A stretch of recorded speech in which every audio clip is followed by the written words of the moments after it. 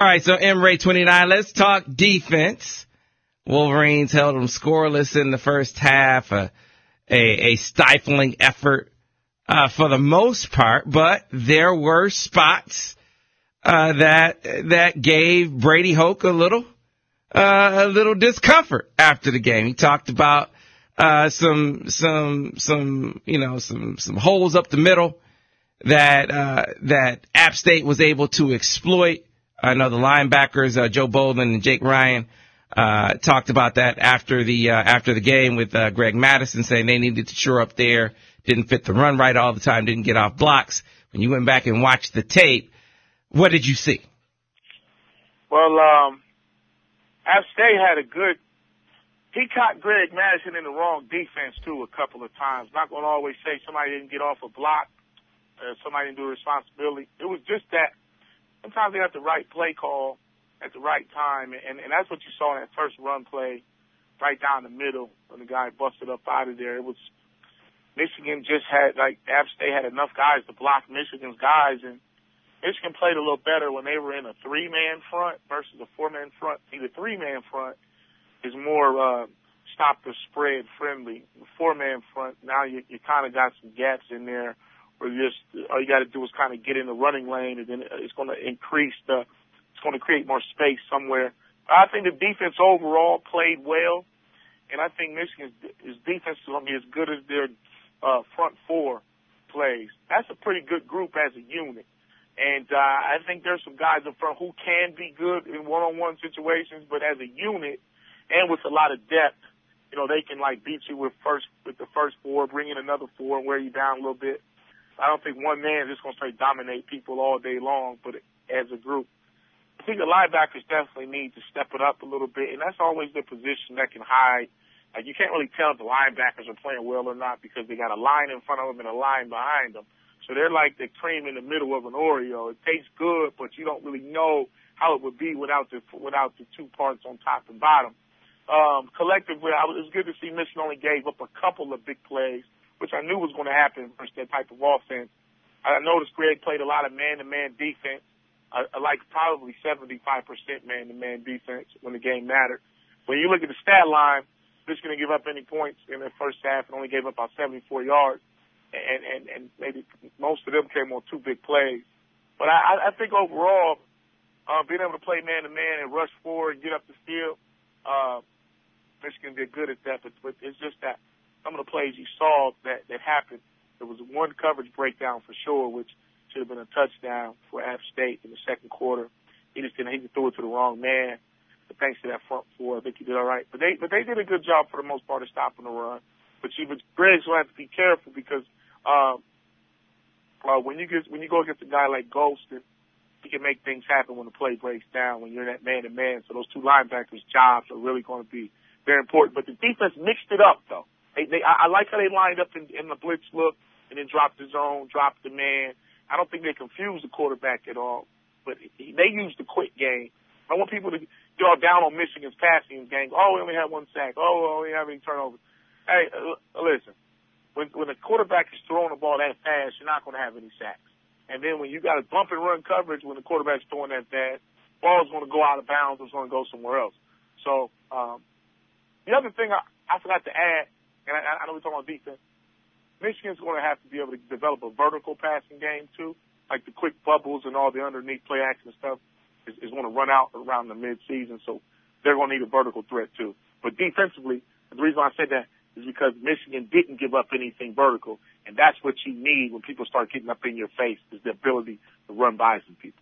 Good stuff, Marcus. So Notre Dame, you mentioned Everett Golson. I don't know how much of the Rice matchup you got a chance to see for the Irish, but curious what you see in this game for Michigan. We know that Notre Dame is down 5 players, including 3 starters, and their starting safety was hurt. And Brian Kelly talked about how the guy that's making the calls back in the secondary now was a guy that just a month ago he said couldn't do that. And so that led to some communication issues in the secondary versus Rice.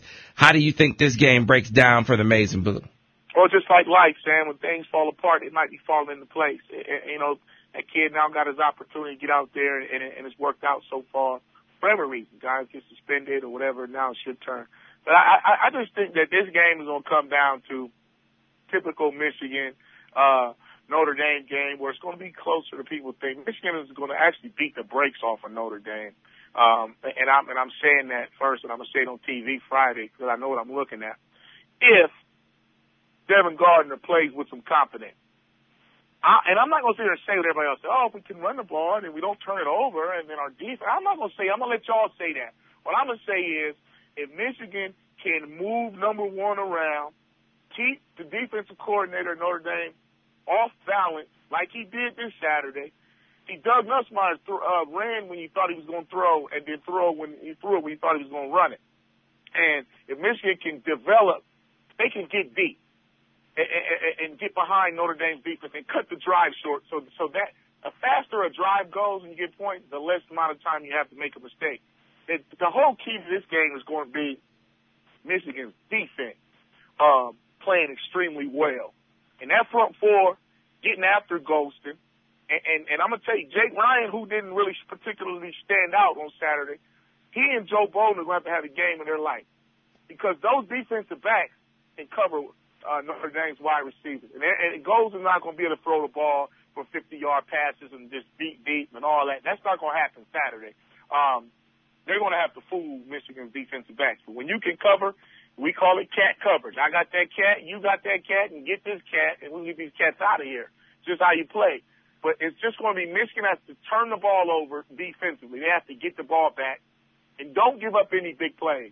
But Brian, I'm sorry, I said Brian. I forgot the coach's name. What's his name down there? Oh, Brian Kelly. Yeah, Brian Kelly. He actually is an offensive guru now. So he's going to find something, and Notre Dame's at home, and in rivalry games, certain stuff will happen that normally doesn't happen. Somebody will make a big play or just a weird little fumble return or something or last-minute heroics. Michigan's a better football team than Notre Dame, and Michigan is playing with that chip that I talked about earlier. They play angry. It's almost Michigan against the world, like those Detroit against the world T-shirts that I see people wear. It's Michigan versus everybody. And this is going to be a better football team on the road because Brady knows that you don't have any captains. We're not good yet. Wave the carrot in front of the donkey. Go smack Notre Dame in the mouth once and for all. Leave no doubt. It's going to be like what's Friday Night Lights or whatever it was, any given Sunday. Hey, run it up, Herman. Leave no doubt. That's what he looked at him and said. That's going to be the mentality. Expect Michigan to play well. It's not going to be 2 years ago with the 6 turnovers and all the foolishness. And watch Doug Nussmeier show you another package, another way that he's going to use all of Michigan's players. But when the game's on the line, he's going to find number one, and that's where Notre Dame doesn't have any answers. Yeah, I agree with that regarding number one. I'm curious because it sounds like you're very confident in Michigan's chances in this game. Do you think? How confident are you in the Big Ten running the table in the big games this weekend? Michigan, Notre Dame, Michigan State, Oregon, Ohio State, Virginia Tech. Hey, I'm about 66%, 2 out of the 3. I was sold on Michigan State going out to Oregon and just handling their business until I watched the tape. Michigan State has some serious holes in their defense. That's not the same D. And schematically, Jackson State exposed Michigan State's favorite defense. And Oregon has the players to expose it for 4 quarters. I think Michigan State will win that game because they can run the ball and probably play keep away and slow it down a little bit. But it's going to be closer when people think. Michigan State wins. All 3 Big Ten teams win. Ohio State, to me, is not very good. They're not even fundamentally. I had so much fun watching Navy run the ball down their throat just because of the chop blocking and the blocking scheme. And now everybody wants to make excuses for Ohio State and say, oh, well, they played Navy. You know, you can't stop there. No. What if you played Navy every week? What if VTech just went to the triple and started chop blocking? Then it is what it is. But I like the Big Ten's chance. Ohio State will beat Virginia Tech. Probably be a close game. I want to see Scott Leffler call some plays and see how he does as the OC.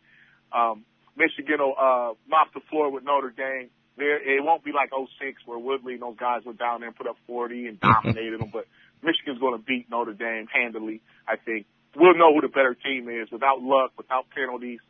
And I think that Michigan State's going to figure out Oregon, and then those guys are going to get to Mariota, and then it'll be a different game. But Jeremy Langford, Connor Cook is the most is the key to the Big Ten's postseason success, because he's the quarterback who can stand in the pocket and deliver and go out and make great decisions once he leaves the pocket. He stayed alive and found some guys. So if Oregon doesn't get him down, Michigan State's going to win that game and win a lot of games if you don't get to Connor Cook. If you let him do his magic in and out of the pocket, he's going to find some guys. Michigan State has all the ingredients to win, but their defense may get opened up a little bit. But I'm taking all three Big Ten schools. Okay. All right. Well, one thing to flesh out when you head to BTN, Marcus, is this report. I haven't seen it corroborated anywhere in any place of substance. It started off in the blogosphere and it's kind of been picked up since then. But apparently, in the first half of the game between Northwestern and Cal, and I picked Cal, by the way, but Cal went up 24-7 on a long touchdown play, and after that play, one of the staffers was caught switching out the wristbands of some of the defensive backs. They're saying, some of these bloggers, that some of the Northwestern defensive players were given the wrong wristbands during the first half of the game. I'm curious if you've ever been in a situation like that, and whose job is it to pick up on something like that?